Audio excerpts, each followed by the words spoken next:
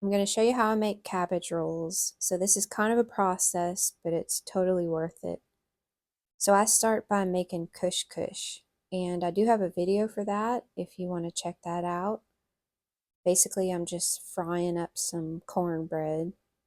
Once that's done, I'm going to cover it and set it aside so it doesn't dry out. And here it is finished. The next thing I'm going to do is bring a large pot of water, salted water, to a boil, and I'm going to stick the entire head of cabbage in there. You can see I cut the core out, and I'm doing this so that I can pull the leaves off of the cabbage.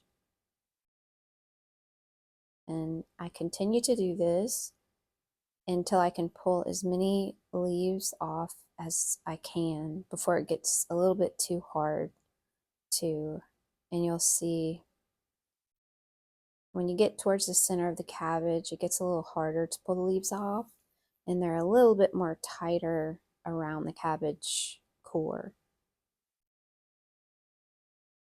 So I have a nice bowl of leaves, and here's my cabbage water that I'm saving because I use it to make a sauce. So with the core of the cabbage, I'm going to cut that up into pieces, and then I'm going to roast it in a pan to make the sauce. So we're just doing a rough chop here. Into my pan, I'm going to add some olive oil, about 1/4 of a cup. And we're just going to be roasting the cabbage. This takes about 20 to 30 minutes. And if you notice the color of the cabbage now, you'll see that as we roast it, it starts to change in color. And that's what you want. So I'm adding some salt and red pepper. And really, the whole process is just kind of letting the cabbage stick a little bit. You can see it's kind of sticking a little bit. And then you add some of the cabbage water to help get it unstuck.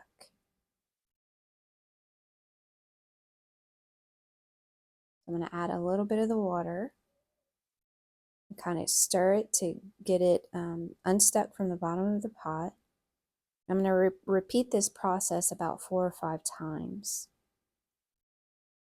And you can see that the cabbage is kind of starting to take on a more brown color.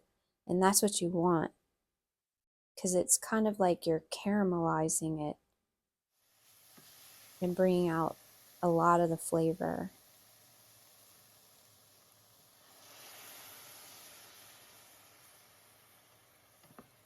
This part of the process, you kind of have to watch the cabbage because, as you can see, the water boils out pretty quickly. So you want to be there to get it unstuck and stir it.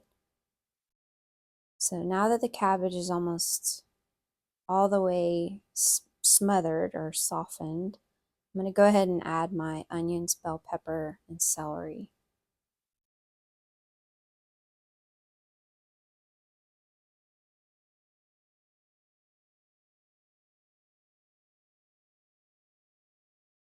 I'm going to continue to roast that.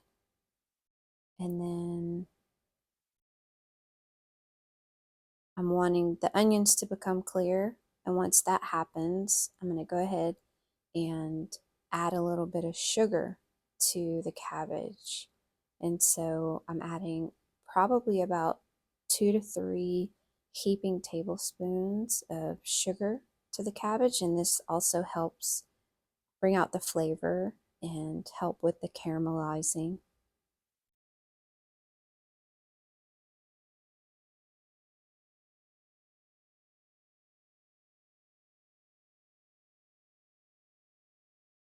So once the cabbage and the onions are cooked and everything's pretty wilted and brown in color, I go ahead and add my tomato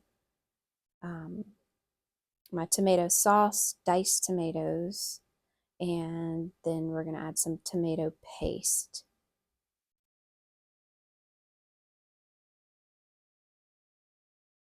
once all the tomato ingredients are in the pot, I add about probably close to 5 cups of the cabbage water. And you can see that little blue bowl. I added a tablespoon and a half of lemon juice. So we're just going to stir that up, and we want it kind of thicker. We're just going to let this cook for another 20 minutes. And if too much of the liquid boils out and it gets too thick, you just add more of the cabbage water. So here's our sauce, a close-up shot of our sauce, and it looks pretty good. And I have to show y'all, I'm cooking black-eyed peas in the background, so I have a lot of things going on. But it was New Year's Day, of course. So here we're starting on the filling. I have some ground beef and some fresh pork sausage. So I'm going to get the ground beef in the pot, and then I squeeze the sausage out of the casing. And that was just to give it a little bit more flavor.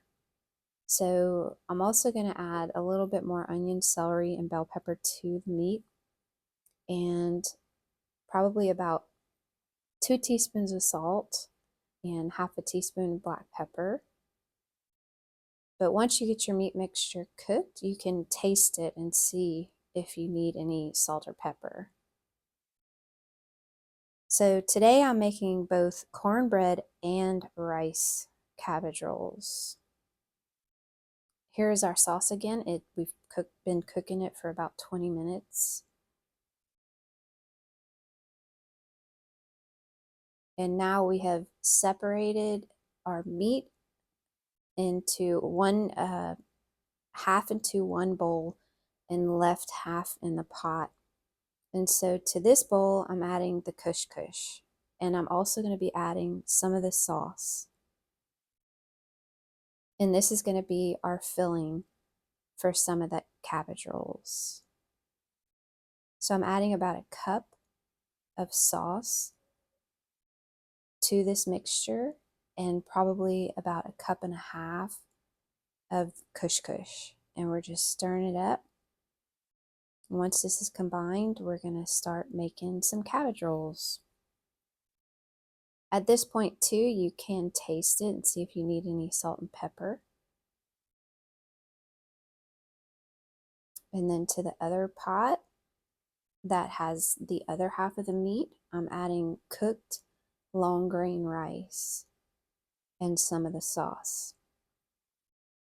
And I use long grain because it can withstand more moisture and it won't get gummy. And so after eyeballing this, I thought it needed a little bit more sauce and a little bit more rice. So you can make it however you want. If you like it to have a little bit more meat to rice, but I was kind of trying to do equal parts. So to start our casserole dish, we put a little bit of sauce in the bottom of the dish, and then we just start to make our cabbage rolls. And the way that I was taught was to make pretty big cabbage balls, not really rolls. And I think this is the way my great-grandmother used to do it. Just kind of place them as tightly as you can in the Pyrex. And so we're going to do half of this dish is going to be cornbread, and the other half is going to be rice. And so these are some pretty massive cabbage rolls, but that's just the way I've always eaten them. So we shove as many as we can in the dish. And then once we have them all rolled, we're going to come over the cabbage rolls with the sauce. And then once that's done, I kind of had a full Pyrex, so I put a sheet tray underneath just in case it boiled over, but it didn't. So we're going to stick this in the oven at 350 for 45 minutes to an hour. And here's a peek at our black-eyed peas. They're done now. And then our cabbage rolls, they've been in the oven for about an hour. And so we're going to go ahead and service up a plate and taste it. So I served myself half of a rice cabbage roll and half of a cornbread cabbage roll to taste it. And so this is a process, and I dirtied about 5 pots, but it's so worth it. And I thought of my great grandmother the whole time I was making it, because this is something that she used to make. And so it's worth it. Give it a shot. Let me know what you think. And that's it for my cabbage rolls. Thank you so much for watching.